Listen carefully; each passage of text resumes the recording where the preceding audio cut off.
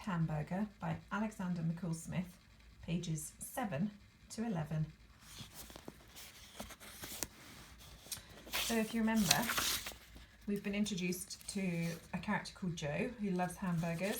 There's one hamburger place in town run by Mr. Borthwick, but honestly and truly, the hamburgers are not quite as good as they used to be, and Mr. Borthwick's hamburger place is looking a bit run down. And as a result, not many people are buying hamburgers there anymore, and those who do quite often complain. So that's a summary of the first part of the story. I don't know what's happened to the place, somebody would say. It used to be so good, but now... You're right, somebody would add. I had a hamburger there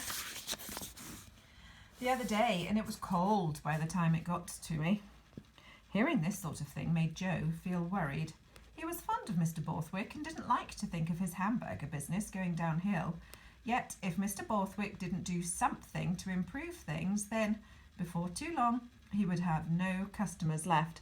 And if somebody else chose to open up another hamburger place in competition with Mr. Borthwick's, well, the old man wouldn't stand a chance. And that's exactly what happened. One day, Joe noticed a sign going up over a vacant lot in town. It read, "Proposed site of another hamburger house." Joe's heart sank. Hamburger house was a vast business, with hamburger places all over the country. Their restaurants were large and shiny, with white plastic counters and people in uniform working behind them. They produced hamburgers in 2 minutes, and these hamburgers, it was generally agreed, were fabulous. Within a few days, the builders started work on Hamburger House. Joe watched them lay the foundations and then pour the concrete pillars into their moulds. At this rate, he thought construction work would be finished in a couple of weeks. Once the painters had been and the equipment put in place, Hamburger House would be ready to challenge Mr. Borthwick's. That evening, Joe went down to Mr. Borthwick's on his bicycle and sat on one of the old stools that the old man kept in front of his counter.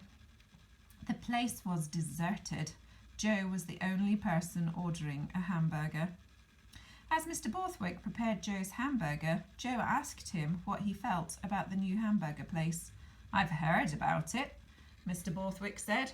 "I suppose that most people will go there when it opens." "But what will you do?" Joe asked. "Will you close down?" "I hope it won't come to that," Mr. Borthwick replied, flipping Joe's hamburger onto a plate. "I've got nothing else to do. There's nowhere else to go."